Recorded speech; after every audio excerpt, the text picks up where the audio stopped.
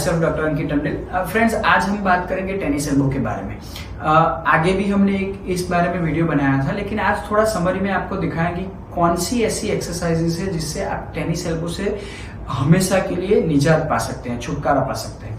तो उसके पहले ब्रीफली हम ये सुन लेते हैं कि टेनिस एल्बो एक्चुअली होता क्या है। हमारे जो फोरआर्म के जो मसल्स होते हैं उसमें से मेनली जो कॉमन एक्सटेंसर मसल, यानी कि जो मसल्स हमारे रिस्ट को ऊपर की ओर मूव करता है और एल्बो को भी थोड़ा ऊपर की ओर मूव करने में हेल्पफुल होता है, that is called common extensor muscle. वो हमारी इस हड्डी से यानी कि ह्यूमरस हड्डी से निकल के फिर धीरे धीरे हमारे फोरआर्म में जाते हैं, that is called common extensor muscles.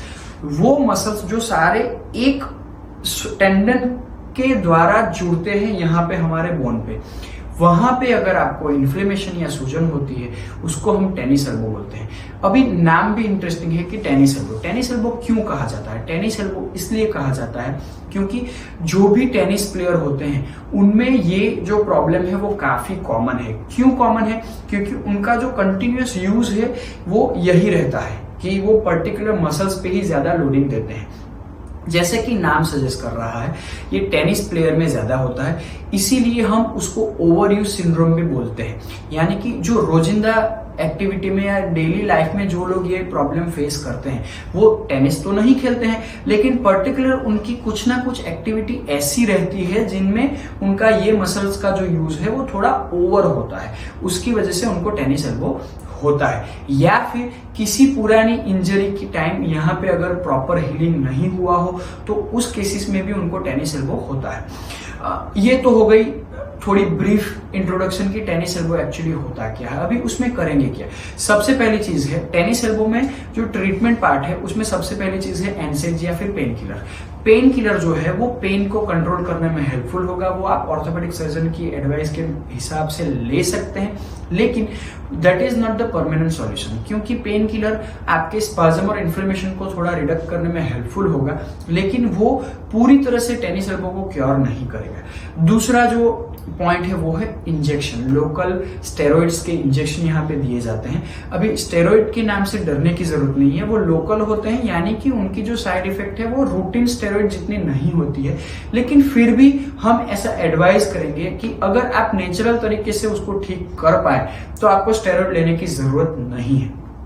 और ऑप्शन क्या रहता है?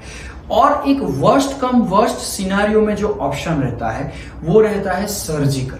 सर्जिकल यानी कि क्या कि जहां पे ये इन्फ्लेमेशन वगैरह हुआ होता है और तो वहां पे थोड़ा एडहेशन यानी कि वो हड्डी के साथ थोड़ा जुड़ जाता है। एडहेशन यानी कि उसका जो मूवमेंट जितना स्मूथ होना चाहिए टेंडन का वो उतना कर नहीं पाता है। तो सर्जिकल इंटरवेंशन यानी कि सर्जरी की मदद से उसको थोड़ा लूज किया जाता है। और फाइनल ट्रीटमेंट जो है दैट इज फिजियोथेरापी। फिजियोथेरापी में मैं ज्यादा फोकस इसलिए कर रहा हूं क्योंकि it's a normal way to recover your tennis elbow. आपको इसमें ना तो कोई दवाई लेने की जरूरत है या फिर ना कोई ऐसी सर्जरी या इंजेक्शन की जरूरत है।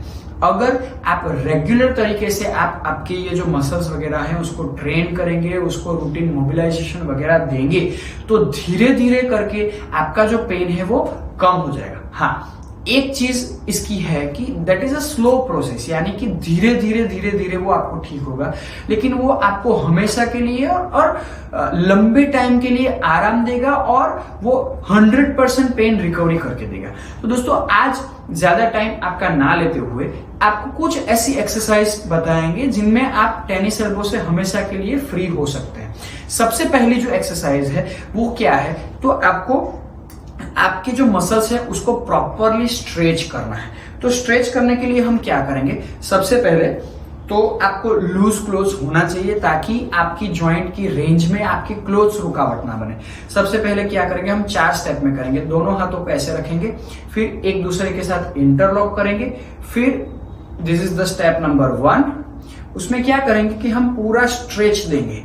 उसमें ध्यान रखने वाली बात यह है कि ये पूरा स्ट्रेच होना चाहिए और दोनों हाथों से करेंगे। तो उसका मतलब क्या है कि शायद किसी को अगर लेफ्ट एल्बो में पेन है तो दोनों हाथों से राइट एल्बो उसका नॉर्मल है। This is an auto assisted exercise, यानी कि खुद से खुद की मदद करना।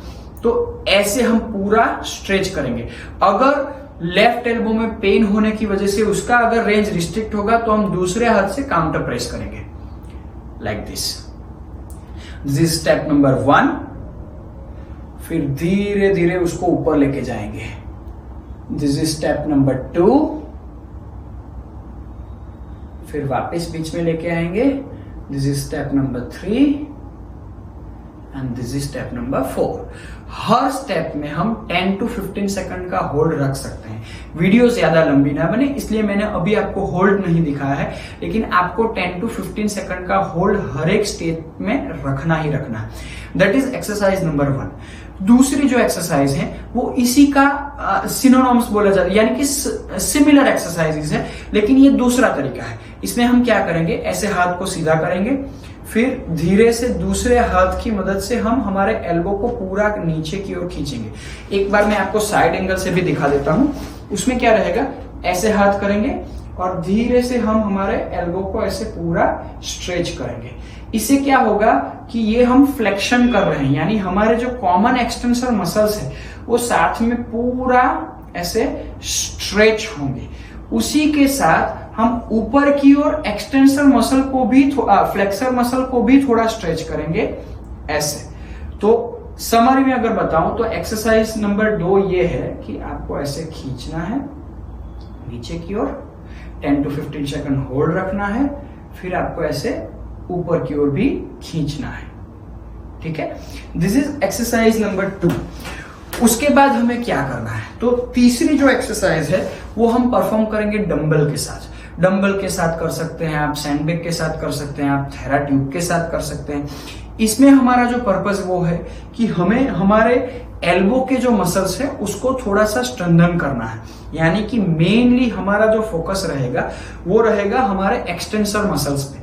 तो इसके लिए हम क्या करेंगे, सबसे पहली चीज तो हम ऐसे एक स्टैंडिंग पोस्चर ले लेंगे, उसके बाद ऐसे,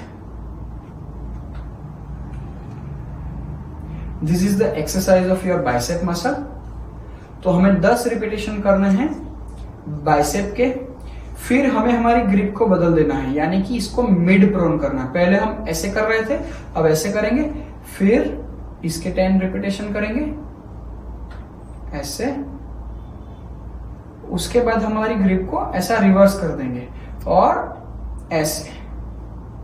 दिस इज एक्सरसाइज नंबर 3। इसमें क्या रहा, पहले बाइसेप को ट्रेन करेंगे, फिर ब्रेकियोरेडियलिस को ट्रेन करेंगे और फिर ब्रेकियालिस को ट्रेन करेंगे।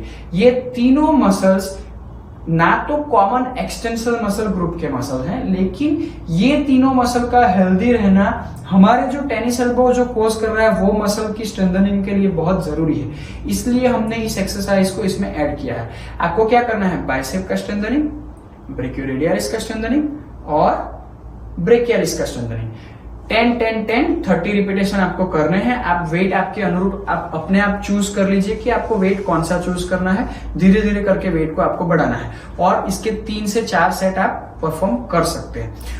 आखिरी और सबसे इंपॉर्टेंट एक्सरसाइज जो है वो है रिस्ट मसल्स के स्ट्रेंथनिंग। अब आप सोचेंगे कि मुझे पेन एल्बो में है और आप सर बता रहे हैं कि आप रिस्ट को स्ट्रेंथन किए, ऐसा क्यों है? ऐसा इसलिए है दोस्तों क्योंकि ये जो सारे मसल्स हैं वो 2 जॉइंट मसल्स हैं, यानी कि जो कॉमन एक्सटेंसर मसल है उसका नाम ही है कॉमन एक्सटेंसर मसल, यानी कि वो एल्बो पे भी काम करेगा और वो रिस्ट पे भी काम करेगा। अगर आप रिस्ट की मूवमेंट में प्रॉपर स्ट्रेंथनिंग करेंगे तो उसके द्वारा आप ये पूरे एल्बो मसल्स को और रिस्ट दोनों मसल्स को एक साथ ट्रेन कर सकते हैं। तो इसके लिए आपको क्या करना है, ऐसे एक एज पे बैठ जाना है और उसके बाद आपको ऐसे पहले फ्लेक्शन परफॉर्म करना है ताकि आपके कॉमन फ्लेक्सर्स हैं वो ट्रेन हो जाए। उसके बाद आपको अल्नार और रेडियल डेविएशन यानी कि ये एक्टिविटी करना है, उससे भी आपके ये मसल्स ट्रेन होंगे और फाइनली आपको ये कॉमन एक्सटेंसर मसल को ऐसे स्ट्रेन करना है। इसमें भी देखिए दोस्तों प्रोग्रेसिव ओवरलोड काफी इंपॉर्टेंट है। अभी ये जैसे कि मैं 1 kg से कर रहा हूं, धीरे धीरे हमको ये वेट बढ़ाते जाना है और ये मूवमेंट करना है। समरी में अगर ये एक्सरसाइज बता देता हूं तो 3 ग्रिप में करना है। एक तो ऐसे करना है, फिर ऐसे करना है और फाइनली ऊपर वाली मूवमेंट। इससे क्या होगा कि देखिए ये मेरे पूरे मसल्स जो हैं, ये पूरा रिस्ट में एक्टिविटी कर रहा हूं रिस्ट की, लेकिन मेरे मसल्स देखिए आप ये पूरे ट्रेन हो रहे हैं। तो इससे आप टेनिस एल्बो में हमेशा के लिए छुटकारा पा सकते हैं।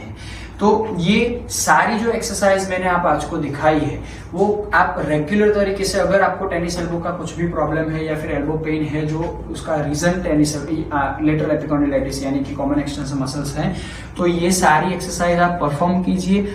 आप ज्यादा से ज्यादा 15 से 20 दिन के अंदर आपका पेन काफी कंट्रोल में आ जाएगा और रेगुलर तरीके से इसको अगर परफॉर्म करते रहेंगे तो वापस ये प्रॉब्लम कभी नहीं आएगा। दोस्तों बहुत मेहनत से हम आपके लिए टाइम जुटा के ये वीडियो बना रहे हैं। अगर आपको हमारा चैनल यूजफुल और इंफॉर्मेटिव लगे तो आप हमारे चैनल को सब्सक्राइब कीजिए, लाइक कीजिए, कमेंट कीजिए। It motivates us and it makes a lot of difference. Thank you.